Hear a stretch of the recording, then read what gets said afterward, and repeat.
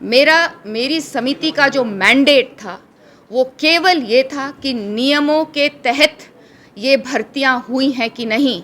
जांच पर पाया गया है कि नियमों के तहत ये भर्तियां नहीं हुई हैं, इसलिए विधानसभा अध्यक्ष होने पर मैं इन जो हमारी ये भर्तियां हैं इन्हें मैं इसी वक्त तुरंत ही इन्हें ख़त्म करती हूँ, निरस्त करती हूँ।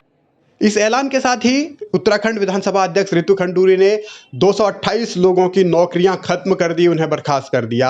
आरोप यह है कि विधानसभा में इनकी एंट्री बैकडोर से हुई थी, यानी नियमों के खिलाफ इनको भर्ती किया गया था। इसके बाद इनको अब टर्मिनेशन लेटर भी जारी किए जा चुके हैं, लेकिन इन नियुक्तियों को लेकर जो सवाल पहले से थे उसके बाद अब सवाल रितु खंडूरी के नैतिकता को लेकर उठ रहे हैं। कांग्रेस नेता आनंद रावत ने लिखा है कि विधानसभा अध्यक्ष रितु खंडूरी ने युवाओं से वादा किया था कि बैकडोर भर्ती के मामले वो कड़ा फैसला लेंगी, लेकिन रितु खंडूरी बैकडोर से दिल्ली निवासी अशोक शाह को विधानसभा में नियुक्त करके बैठी हुई हैं और उसका लेटर भी उन्होंने ये जारी किया है। आरोप यही लगाया कि दिल्ली के निवासी को बैकडोर से विधानसभा में एंट्री दी गई है और ये एंट्री तब दी गई जबकि रितु खंडूरी विधानसभा अध्यक्ष बन गई या उत्तराखंड में 2022 में नई सरकार बन गई। तो रितु खंडूरी ने जो नैतिकता का एक पाठ पढ़ाने की कोशिश की थी, क्या उसी नैतिकता के पाठ में रितु खंडूरी फेल हो गई हैं? सोशल मीडिया पर अब तरह तरह की चर्चाएं चल रही है। एक और लिस्ट वायरल हो रही है जिसमें यह कहा जा रहा है कि उत्तराखंड के बेरोजगारों के साथ रितु खंडूरी ने धोखा किया है।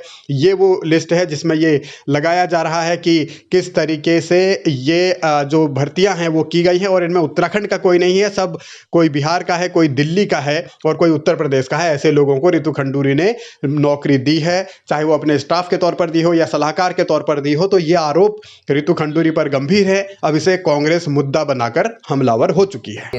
उत्तराखंड में बहुत सारे योग्य लोग हैं और उनमें से किसी को ना चुनकर बिहार से, उत्तर प्रदेश से, दिल्ली से लोगों को लाया गया है, जो अपने आप में बड़ी चिंता का विषय है। और क्या रितु खंडूरी जी को पर्वत में रहने वाले लोगों पर भरोसा नहीं है या उनकी योग्यता पर भरोसा नहीं है? ये एक प्रश्न चिन्ह आज ज़रूर लगा है। विधानसभा की भर्ती घोटाले में भी मुझे ये कहना है कि अभी तक उन्होंने जो रिपोर्ट है, जांच रिपोर्ट, वो सार्वजनिक नहीं की है। उसको सार्वजनिक करने की मैं मांग करता हूं। नियमों के खिलाफ भर्तियां बताकर उन्होंने 228 लोगों को बर्खास्त तो कर दिया, लेकिन अब सोशल मीडिया पर जो लिस्ट वायरल हो रही है उसमें नियमों को लेकर या नैतिकता को लेकर रितु खंडूरी भी कटघरे में है। अभी तक उन्होंने इसकी सफाई नहीं दी है। दूसरी ओर हरीश रावत ने भी सवाल खड़े किए हैं। जो 228 कर्मचारियों को बर्खास्त किया गया है, हरीश रावत ने यह कहा है कि गरीबों की गर्दन काटी गई है और उन्होंने ये सवाल उठाया है कि भर्तियों में ये भी आरोप लगे कि कुछ लोगों ने पैसे लेकर नियुक्तियां दी हैं, तो क्या उन पर एक्शन होगा, क्या नहीं होगा। बहुत सारी चीज़ें उन्होंने कही हैं, सवाल उठाए हैं। ऐसे में अब नैतिकता का जो तकाजा है उस पर तमाम जो सवाल हैं वो रितु खंडूरी की तरफ उठ रहे हैं। क्या उन्होंने उत्तराखंड के लोगों को नज़रअंदाज किया? क्या उत्तराखंड में उन्हें काबिल लोग नज़र नहीं आए जो दिल्ली और बिहार या उत्तर प्रदेश से लोगों को वो लाई हैं?